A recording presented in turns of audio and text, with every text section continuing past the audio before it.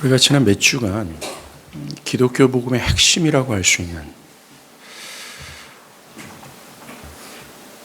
오직 그리스도를 믿음으로 말미암아 영원 무토록 하나님께 의롭다함을 받고 그 크고 위대하시고 거룩하신 하나님께 자격 없는 이 죄인이 하나님과 영원토록 친밀한 교제 속으로 들어간다라고 하는 이 진리를 들었습니다.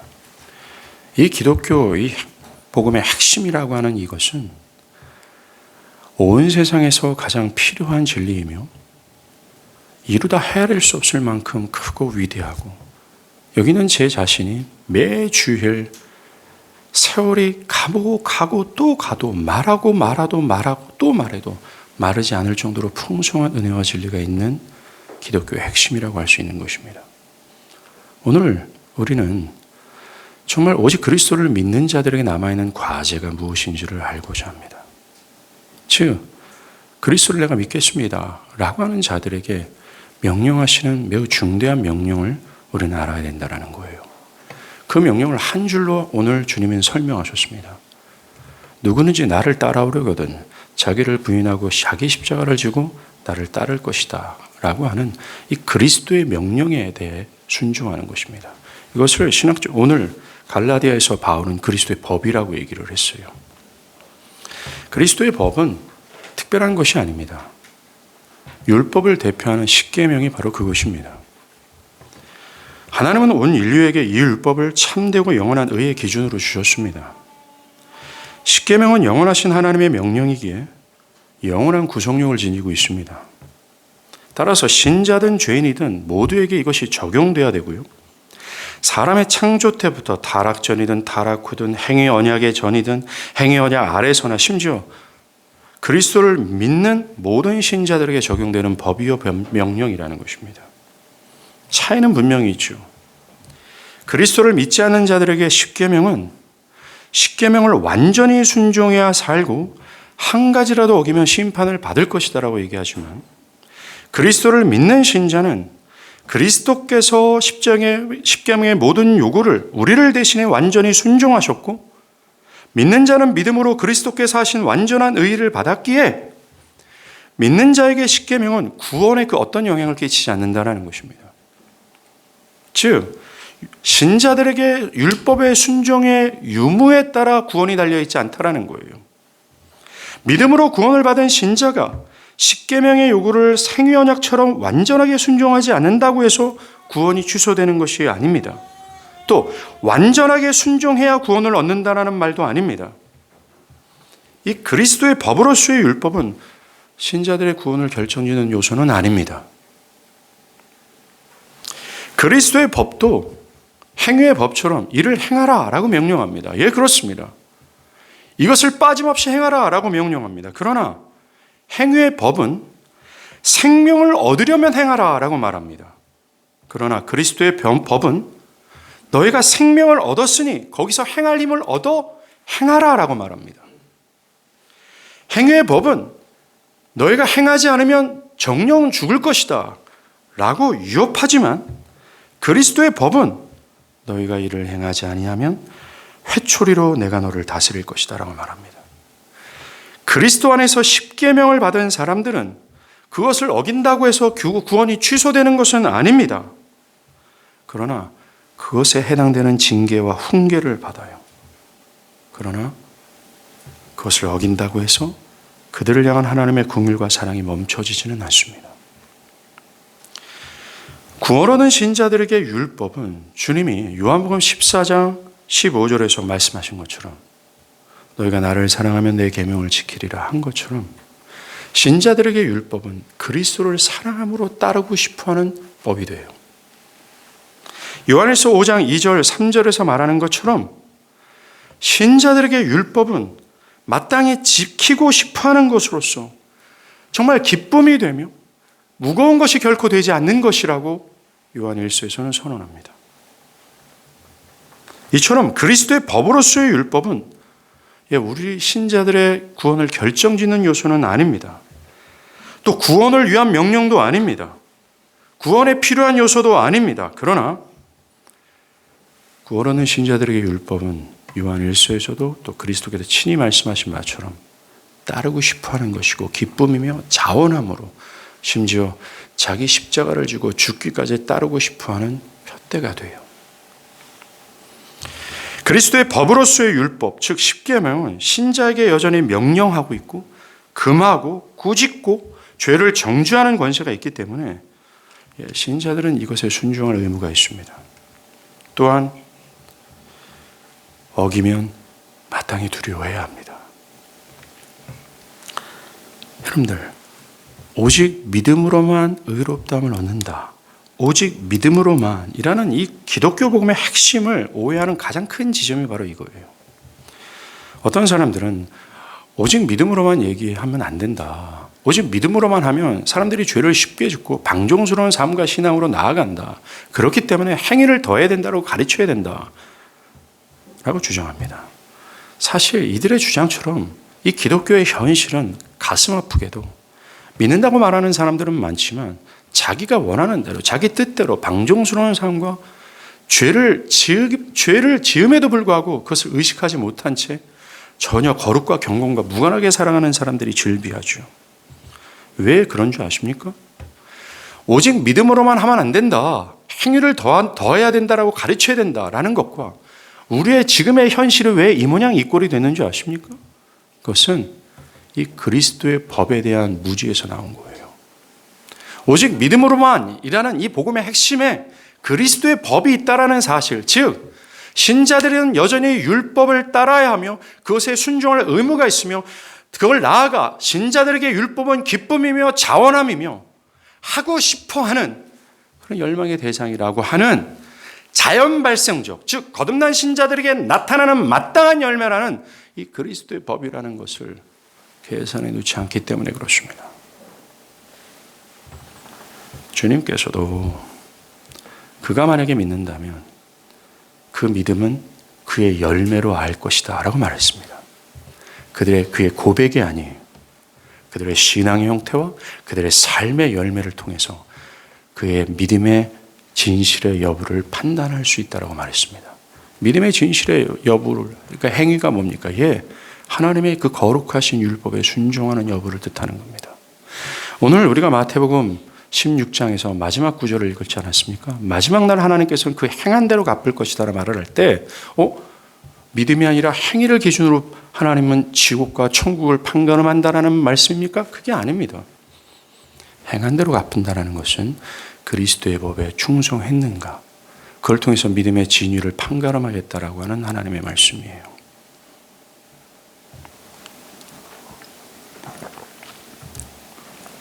율법, 십계명은 그리스도를 통해서 주어진 그리스도인들에게는 삶의 규범이며 기준이 됩니다. 하나님 아버지께서 이 변화산상에 이 4명의 제자와 예수님께서 오르셨을 때 이런 음성을 주셨죠. 이는 내 사랑하는 자요, 내 사랑하는 아들요, 내 기뻐하는 자니 너희는 그의 말을 들으라 하셨습니다. 그래서 그의 말을 들으라 할 때 그는 모세도 아닙니다. 엘리야도 아닙니다. 바로 그리스도 예수세요. 하나님께서는 이 그리스도 예수의 말을 들으라고 말합니다. 교회는 마땅히 그리스도를 그들의 선생으로 삼고 그에게 주어진 그리스도의 법인 십계명을 따라야 합니다. 신약 성경에서 예수님과 사도들이 십계명을 명령했고 요구했으며 십계명이 금하는 것을 꾸짖고 정죄하신 것을 우리는 볼 수 있어요. 이걸 통해서 십계명의 신자들이 따라야 될 마땅한 그리스도의 법이라는 것을 인정할 수밖에 없습니다. 그리스도와 사도들은 이 첫 번째 계명이라 할 수 있는 하나님을 참되게 알라고 요구하고 있고 참되게 알지 않는 것을 정죄하고 있고 하나님을 참되게 사랑하라고 요구하고 있고 참되게 사랑하지 않는 것을 꾸짖고 있습니다. 또 하나님을 경외하라고 요구하고 있고 하나님만을 의지하라고 요구하며 다른 것을 의지하는 것을 금하고 있습니다. 그리고 그리스도와 사도들은 두 번째 계명을 할 수 있는 하나님의 말씀을 듣고 읽고 기도하라고 요구하고 있고 시편을 부르라고 요구하고 우상 숭배를 금합니다. 그 외에도 안식일 준수를 언급하고 있고 또 5번째 계명인 내 부모를 공경하라고 예수님과 사도들을 언급해요. 그 외에도 6번째부터 10번째 계명을 수도 없이 그리스도와 사도들은 언급했습니다. 이처럼 예수님과 사도들은 십계명을 참으로 많이 언급한 것을 볼 수 있어요. 그러하기에 마땅히 그리스도를 믿고 따르는 자들은 그리스도의 법인 이 율법을 따르는 것이 마땅합니다. 그럼에도 어떤 분들은 그리스도가 신자들을 율법에서 자유롭게 하셨기 때문에 신자들은 율법에 순종할 필요가 없지 않습니까? 라고 말합니다. 이들을 가리켜 율법 폐기주의자, 반율법주의자들이라고 말해요. 저 개인으로는 오늘날 교회 안에 이 반율법주의자들, 율법 폐기주의자들이 의외로 상당수가 있다고 저는 믿습니다. 결론부터 말씀드리면 절대로 그렇지 않습니다. 종교개혁자의 대표적인 두 인물, 루터와 칼빈은 오직 칭의에 있어서만 율법에 순종할 의무가 없다라고 말했을 뿐입니다. 바울도 율법의 행위로는 구원이 불가능하다라고 말했습니다. 그렇습니다. 구원에 있어서 율법과 행위는 전혀 고려의 대상이 아니에요. 그러나 구원을 받은 신자가 율법을 무시해도 되는가? 구원을 받은 신자가 율법에 순종하고자 애를 쓰는 것은 아무 가치가 없는 것인가? 그 율법에 순종하는 것은 멸시해도 되는가? 답, 그렇지 않습니다. 은혜를 입은 신자는 결코 그리스도의 법인 율법을 무시할 수 없어요. 결코 안 됩니다. 루터는 갈라디아 주석에서 친히 말고 다른 일에 있어서 우리는 바울이 로마서 7장 12절 14절 율법은 거룩하고 계명도 거룩하고 의로우며 선하다 말한 것처럼 두려움 속에서 율법을 바라보며 율법을 거룩하고 의롭고 공정하고 선하고 신령하며 신성하다고 생각하며 무한히 순종해야 합니다. 라고 말했습니다. 신자들이 마땅히 자신의 위치에서 주의 뜻에 순종해야 함을 강조했어요. 칼빈도 이렇게 얘기했습니다. 그리스도인은 칭의에 있어서는 율법을 뛰어넘어야 한다. 그렇게 말한 다음에 하지만 아무도 신자에게 율법이 필요 없다고 생각해서는 안 된다. 율법은 쉬지 않고 계속 신자들에게 선행을 행하라고 가르치고 권고하고 부추긴다. 비록 하나님의 심판대 앞에서는 율법이 신자의 양심의 한 자리도 차지하지 못함에도 불구하고 그렇다라고 말했어요. 기억할 것은 오직 그리스도는 행위 언약으로서의 율법의 정죄에서 신자들을 건져내셨다는 겁니다. 그러니 우리는 십계명이 오직 행위 언약의 의미로서만 폐지되었다라고 확실히 알아야 돼요. 행위 언약이 뭡니까? 너 하나님이 명령한 율법 인생에 단 한 번만이라도 어기지 않고 완벽하게 순종해야 구원을 받아. 만약에 한 가지라도 어기면 넌 죽을 거야 라고 하는 행위 언약이에요. 이 언약에서 우리를 자유케 하셨다라는 겁니다. 그러나 신자들에게 십계명에 대한 순종은 폐지된 것이 아닙니다. 오히려 그리스도인들이 십계명에 명한 것에 어긋난 일을 한다면 불신자들이 십계명을 어기는 것보다 더 끔찍한 죄가 된다는 걸 아셔야 돼요. 왠지 아십니까? 그리스도께서 십자가에서 그렇게 처참한 죽음을 당하시는 가장 중요한 목적은 그를 믿고 따르는 자들이 하나님의 나와 있는 계시의 말씀에 순종함으로 하나님을 영화롭게 하기 위하여 그렇게 죽으셨기 때문에 그렇습니다. 그러니 신자는 결코 십계명에 순종하는 것에 자유롭지 않아요. 그런데 왜 교회 안에 있는 사람들이 이 율법에 순종하는 것을 무거워하고 심지어 필요 없다라는 식으로 자기를 주장할까요? 그것은 옳지 않습니다. 신자는 자신의 주장을 내려놓고 도리어 자신의 율법을 즐거워하지 않은 상태에 있다는 것을 부끄러워하고 슬퍼하며 성령의 도우심을 구하는 것이 맞습니다. 그러하게 여러분들 한번 살펴보세요. 나 자신이 예수를 믿는다고 하면서 십계명을 지킬 의무는 벗어버리려고 하고 그것을 지키려는 어떤 부담도 의무도 또 그것이 기쁨이 되지 않는다면 성경을 근거로 말씀드리는데 여러분들은 신자라고 말해서는 안 돼요. 그것은 불신자를 가리키는 표가 됩니다. 왜냐하면 그리스도 안에 있다면 그리스도께 복종해야 되기 때문에 그래요. 예수님은 그리스도가 주인이 되신 자들에게만 구주가 되십니다. 오늘 읽은 구절처럼 그리스도를 따르는 자들에게만 구주가 되신다는 거예요. 우리는 구주 예수 그리스도를 나의 주님이라고 얘기합니다. 즉 나의 주인, 나의 현재와 미래의 주인이시고 나의 내면과 나의 모든 육체와 나의 삶의 영역의 주인이시로서 나는 당신의 종으로서 나는 당신에게 순종하는 겁니다. 순종하나이다 라는 표현이 그리스도 나의 주님이라는 표현이에요. 예수가 누구의 구주가 되신 줄 아십니까? 예수를 자신의 주인으로 인정하며 구주를 따르는 사람들이에요. 그래서 사도 요한은 요한일서 3장 10절에서 이렇게 얘기합니다. 이러므로 하나님의 자녀들과 마귀의 자녀들이 드러나나니 무릇 의를 행하지 아니하는 자나 또 형제를 사랑하지 아니하는 자는 하나님께 속하지 아니한 자다라고 말합니다. 즉 그리스도의 법에 순종하지 않는 자는 하나님에 속한 자가 아니다라고 말합니다. 예, 사도 바울이 말한 것처럼 참된 신자는 새 피조물입니다. 그 전에 없었던 새 성향을 가지고 있어요. 그 전에 없었던 새로운 의지를 가지고 있습니다. 그 전에 없었던 하나님을 그 무엇보다 사랑하고 즐거워하는 마음의 성향이 심겨진 자로서 새 사람이에요. 그러하기에 그들은 그 새로운 성향과 새로운 의지를 가지고 자신이 사랑하고자 하는 그 하나님의 모든 율법을 순종하기를 기뻐합니다. 그러니 주의 말씀을 따르지 않는 삶, 신앙에 대해서 별 문제의식을 느끼지 못하고 있다면 이러면 안 되는데, 내가 이러면 안 되는데, 내가 이렇게 이러면 안 되는데 라는 그런 슬픔이 없다면, 또한 내가 그리스도의 법으로서의 율법을 따르지 않는 나의 모습을 보면서 고민하지도 않고 십계명과 무관하게 자기 멋대로 사랑하고 살아가고 또 신앙하고 있는 자라면 신자라고 말할 수 없어요. 교회는 마땅히 그리스도를 그들의 주인으로 삼고 그리스도의 법인 십계명을 따라야 합니다. 여러분들, 모세의 십계명은 돌판에 새겨졌어요. 즉 돌비에 새겨졌습니다. 그러나 신자들에게 율법은 마음의 신비, 즉 마음의 성령으로 새기셨어요. 신자에게 십계명에 대한 의무와 부담은 더 나아가 즐거움으로 따르고자 하는 기쁨이 본성적으로 내재되어 있다는 거예요.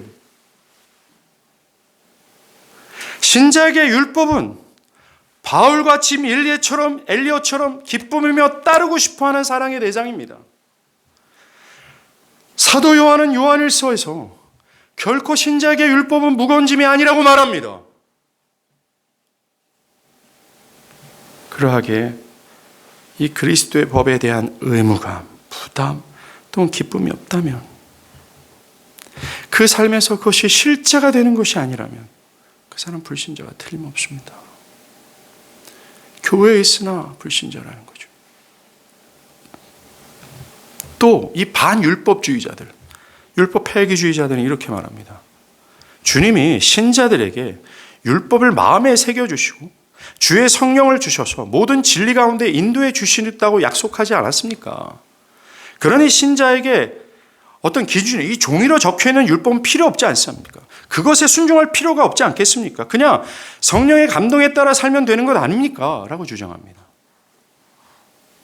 오늘날 어떤 사람들은 여기에 보태서 성경에 게시된 말씀을 성령의 도우심으로 따라야 함에도, 즉 나와 있는 그리스도의 모든 명령을 내가 감동을 받든 감동을 받지 않든 이 객관적 진리를 따라야 됨에도 불구하고 어떤 집적 계시, 어떤 음성, 주관적 감동, 확신에 따라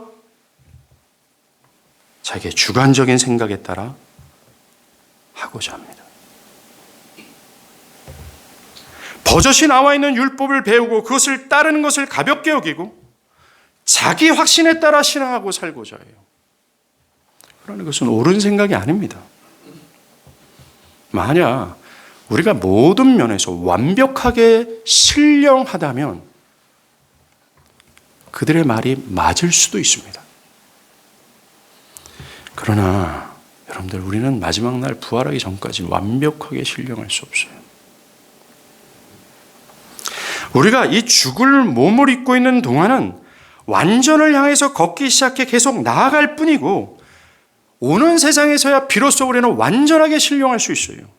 이런 이유로 사도 바울은 로마서 8장에서 이 땅에서는 이 성령의 처음 익은 열매를 누리다가 다가올 생에 비로소 그 진리와 충만함을 누린다라고 말했습니다.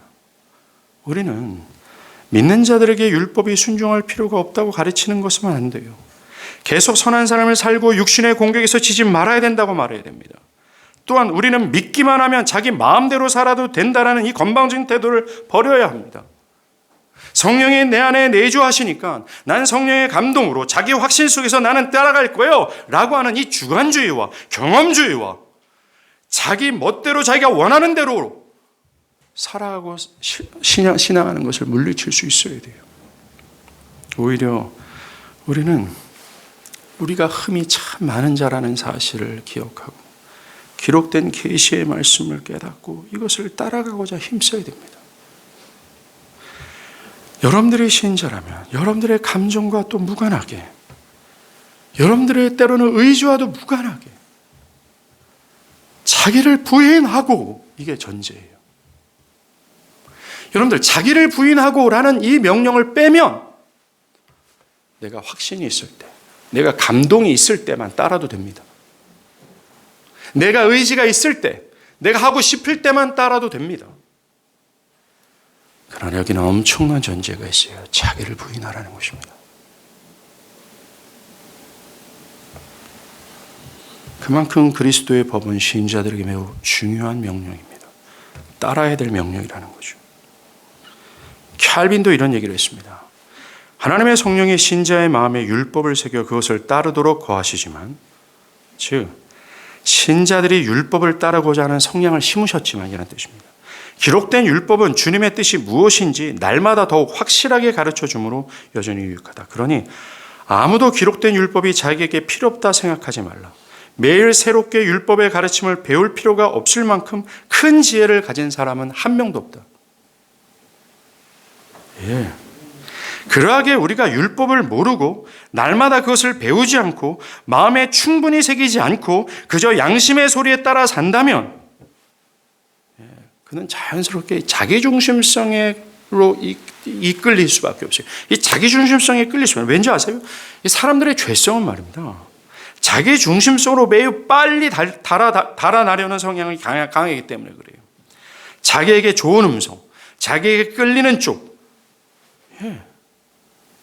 이 객관에 대한 하나님의 진리를 따르기보다 주관적인 것을 따르는 사람들은 100% 맞습니다. 자기가 좋아하는 쪽으로 따라가게 돼 있어요. 자기가 끌리는 쪽으로 선택할 수밖에 없습니다. 신자 안에 완전한 기준이 없다면 신자 밖에 있는 기준을 따라야 돼요. 그래서 영국의 종교개혁자 티인들은 이렇게 말합니다. 모든 것에 하나님의 말씀을 구하고 하나님의 말씀이 없이는 아무것도 하지 마십시오. 또 가능한 죄를 짓지 않도록 조심해야 하는데 온 힘을 다하십시오. 여러분들, 신자가 율법을 따르는 행위는 상을 얻고자 또는 벌을 피하고자 행하는 것이 아닙니다. 신자가 율법에 순종하는 것은 그 크신 하나님의 사랑을 받은 자로서의 반응이에요. 주님이 명령하신 것을 기꺼이 하고 싶고 그 많은 것을 피하고 싶은 마음이 있기 때문에 순종하는 겁니다. 그들이 그리스도의 법을 따르는 이유는 한 가지예요. 하나님에 대한 사랑입니다. 이 사랑이 신자들이 자신의 목숨을 버릴 정도로 그리스도를 따라가게 해요.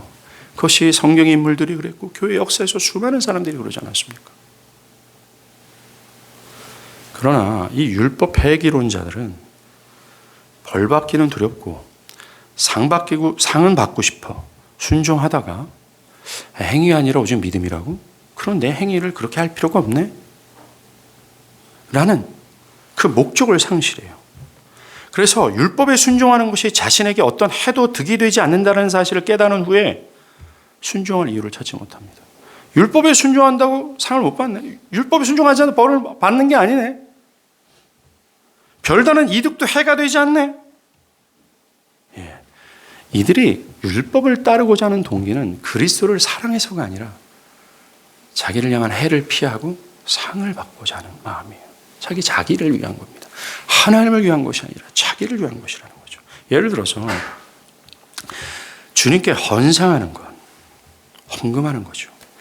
주님께 헌금하는 것이 그리스도를 사랑하는 것이 아니라 자기가 물질적인 복을 받기 위해 드리다가, 여러분은 헌금을 해도 물질적인 복을 못 받을 수가 있어요 라고 알게 되면 나에게 득이 되지 않는 것인데 못하러 헌금을 하느냐 라고 하지 않습니다. 이런 율법주의, 이 반율법주의, 이 율법 폐기주의자야말로 진짜 율법주의자들이에요. 이 반율법주의, 이 율법 폐기주의의 기본 원리는 율법에 의해 자신의 구원과 심판이 달려있다라는 근거로 그것이 자신에게 어떤 득과 실이 없다는 이유로 행하든 행하지 않든 하기 때문에 그렇습니다. 그의 저변에는, 율법 폐기주의자들의 저변에는 그리스도를 향한 사랑과 그 구속의 은혜에 넘치는 감사가 없어요. 정말로 율법주의가 부패한 인간의 본성이 깊이 박혀 있다는 확실한 증거입니다. 여러분들, 신자는 자기가 벌을 받을까 두려워서 또 보상을 받으려는 기대로 해서 율법에 순종하지 않습니다. 하나님을 향한 애정 가득한 마음 때문에 순종하는 거예요. 그러나 반율법주의자는 자기도 하나님을 사랑하는 채 하긴 합니다. 그런데 어떤 보상을 얻기 위해, 어떤 벌을 피하기 위해 그렇게 율법에 순종해요. 이들은 신자에게 요구하는 율법을 가르치고 명령하면 그 명령에 순종하는 것이 부담스러워하며, 꼭 그렇게 해야 합니까?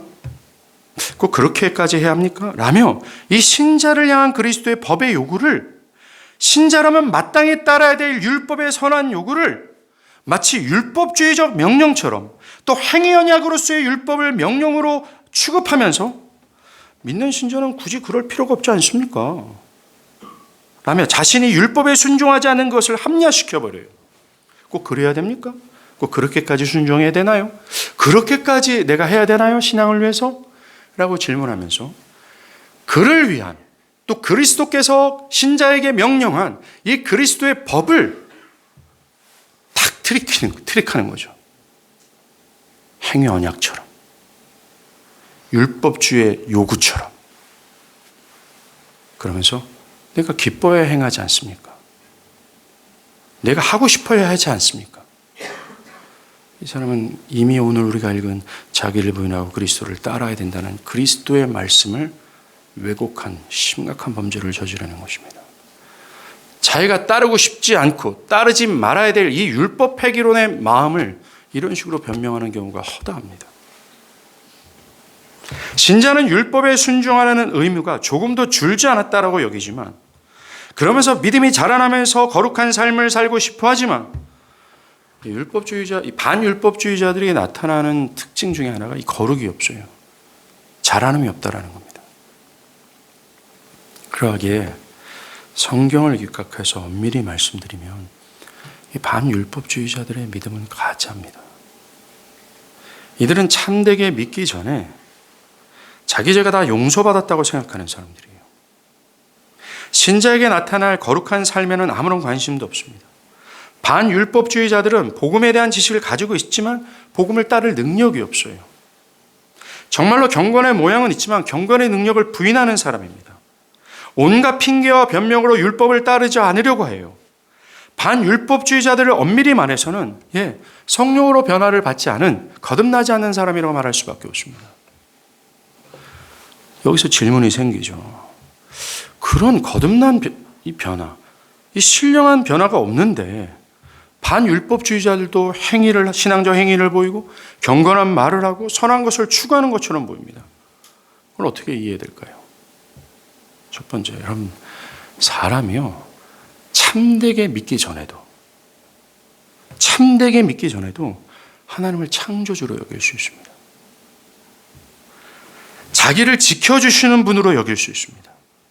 심지어 이 땅에서 이것저것 자신에게 좋은 것을 주시는 분으로 알고 사랑할 수 있습니다. 이것은 하나님을 참되게 알아서가 아니에요. 하나님을 자기 유익을 위해 사랑하는 꼴입니다. 하나님을 사랑하는 것이 자기에게 유리하니까 사랑하는 거예요. 그래서 자기를 위하여 신앙적 행위를 가질 수 있어요. 그리고 사람이 참되게 믿기 전에도 율법적 겸손, 양심의 가책, 슬픔, 애통을 아주 크게 느낄 수도 있습니다. 즉, 자신의 죄로 엄청난 두려움에 사로잡힐 수도 있어요. 이 율법적 겸손과 가책, 슬픔, 애통은 모두 자신이 하나님을 거슬렀기 때문에 슬퍼하는 것이 아닙니다. 내가 하나님의 영광을 훼손했기 때문에 슬퍼하고 양심의 가책을 받고 내가 하나님 앞에 겸손한 것이 아니에요. 이들이 슬퍼하고 양심의 가책을 받고 애통하는 것은 내가 하나님의 뜻에 거역한 것으로 인해 나의 삶에 손해가 있는 것 때문에 슬퍼하고 애통하는 겁니다. 연락에 회개하는 것이 나에게 오는 이 죄와 함께 오는 고통에서 벗어나고 싶어서 회개하는 거죠.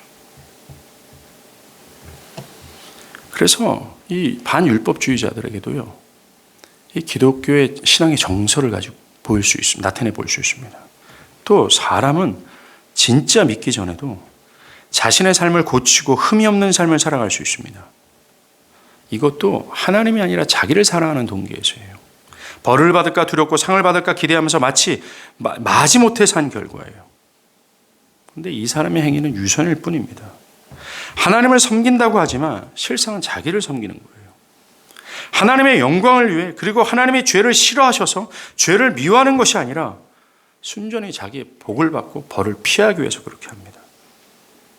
예, 여러분들, 반율법주의자들에게도 신앙의 행위, 신앙의 정서, 어떤 거룩을 추구하는 어떤 것이 발견될 수 있어요. 그런데 이들의 모든 동기는 다 자기를 위해서입니다. 이건 위선일 뿐이시고 하나님께서 받으시는 참된 것이 아니에요. 여러분들, 참된 믿는 자들은 참된 경건, 참된 정서, 참된 행위가 나타납니다. 여러분들, 참되게 믿기 시작할 때 어떤 일이 일어납니까? 성령이 그들의 진실된 상태를 가르쳐 주세요.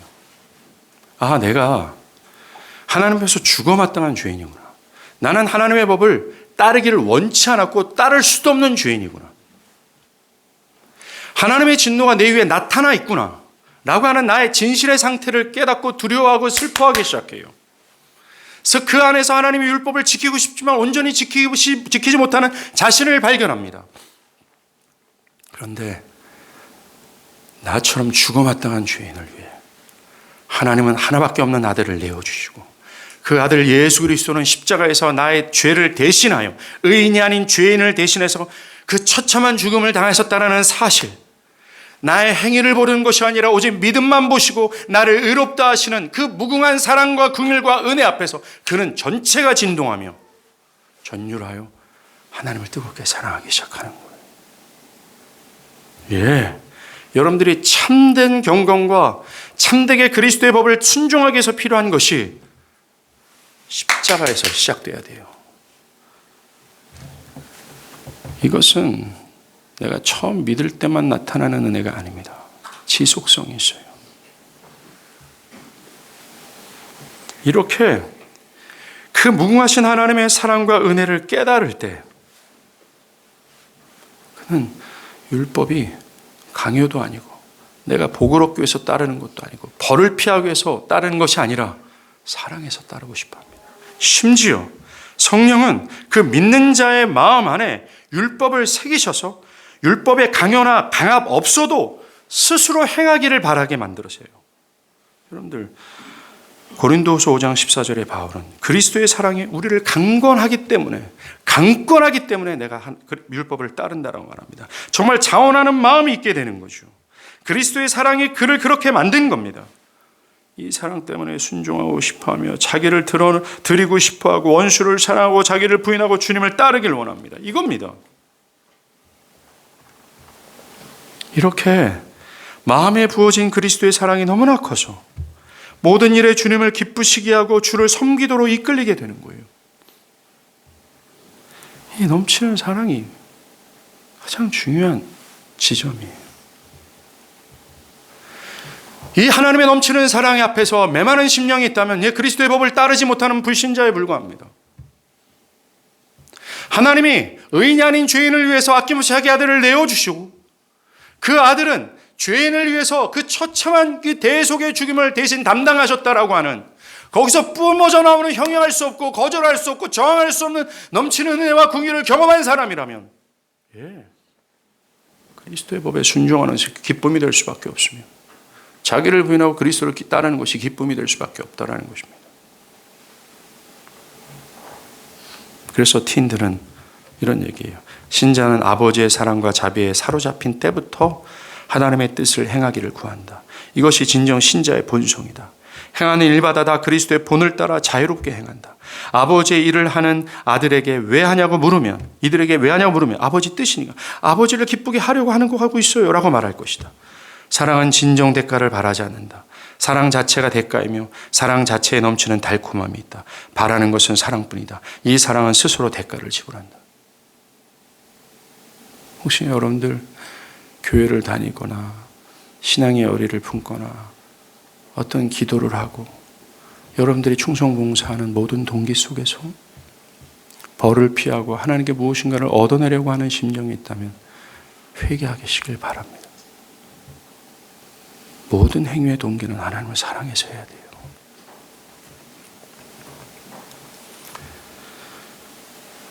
짧게 지금까지 율법 폐기주의론자들의 반론을 우리가 들었지만 이제부터 율법주의자들의 반론을 한번 들어보겠습니다. 이 율법주의자들은 아니 신자들이 지옥을 두려워하고 천국에 가고파서 선을 행하고 율법에 순종하는 것 그거 당연한 건 아닙니까? 절대 아닙니다. 믿는 자는 철저히 상을 얻고자 벌을 피하고자 율법에 순종하지 않습니다. 철저히 사랑해요. 만약 신자가 율법을 어길 시에 자기가 지옥에 떨어지면 어떡할까 라고 두려워한다면 그것은 옳지 않습니다. 왜냐하면 주님께서 우리를 위해 죽으신 것이 죽기를 두려움으로 한평생 매여 종노릇하는 모든 자들을 놓아주시기 위해서 했기 때문에 그래요. 즉 행위 언약이라고 하는 하나님의 모든 명령을 인생에 단 한 번만이라도 어기지 않아야 산다. 한 가지로 어기면 죽는다. 라는 이 율법의 저주에서 우리를 자유케 하셨기 때문에 그렇습니다.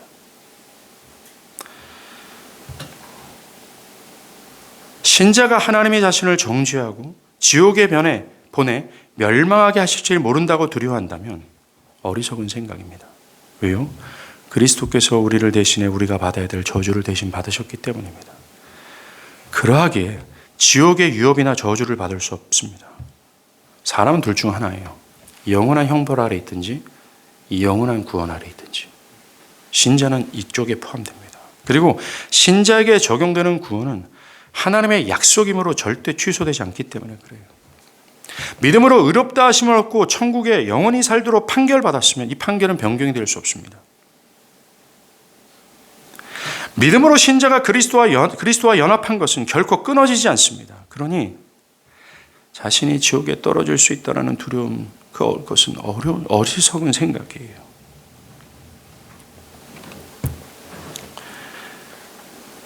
또 신자의 두려움은 하나님 아버지의 성품과도 맞지 않습니다.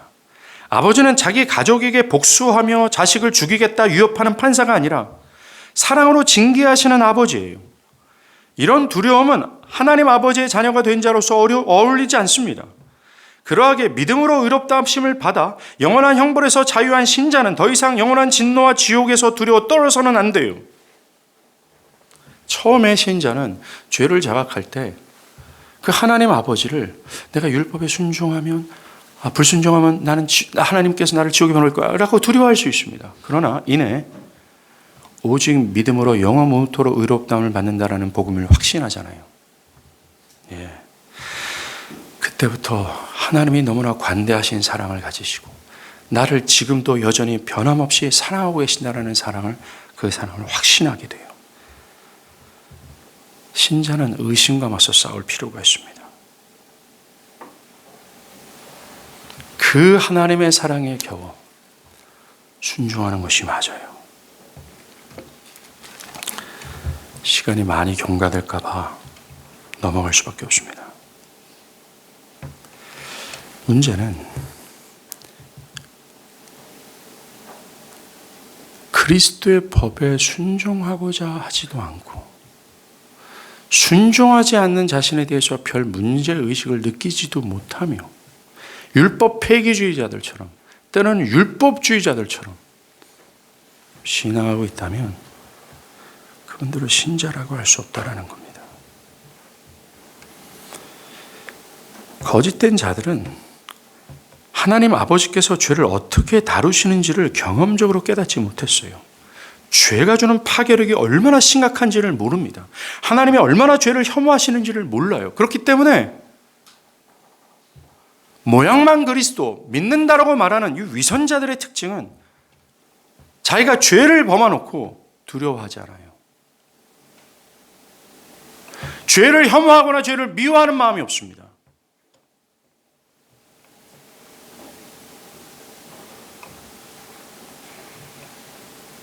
사랑하는 여러분, 오늘 주님은 누구든지 나를 따라오려거든 이라고 말씀하세요. 이것은 누구든지 나를 따라오려거든 말과 누구든지 예수 그리스도를 믿으면 평행구조죠. 누구든지 예수를 믿으려고 한다면, 또 이게 주님의 제자들에게 말씀하신 누구든지 교회라면 그 누구도 열애함 없이 내가 완전히 신령한 자다 라고 하는 거짓말쟁이가 아니라면 자기를 부인하고 그리스도를 따르라고 말씀하세요. 반율법주의자들이 얘기하는 것처럼 여러분들 내면에 있는 신비한 음성에 집중하지 마시고 여러분들의 주관적 견해를 따라가지 마시고 여러분들이 좋아하는 자기 확신을 따라가지 마시고 자기를 부인하고, 즉 내가 확신하든 확신하지 않든 내 감정이 이렇든 저렇든 내 의지가 살아있든 살아있지 않든 내가 이것을 기뻐하든 기뻐하지 않든 총체적인 나를 전인격을 부인하고 이 객관적인 주님의 말씀을 따르시길 바랍니다. 이것을 따르기 위하여 이것을 아시길 바라요. 그런 자에 대해서 주님 말합니다. 끝까지 견디는 자는 구원을 얻을 거라고 말씀하세요. 그리고 오늘 우리가 읽은 마지막 구절, 행한 대로 갚으시는 주님의 음성을 들으시길 바랍니다. 기도하시겠습니다.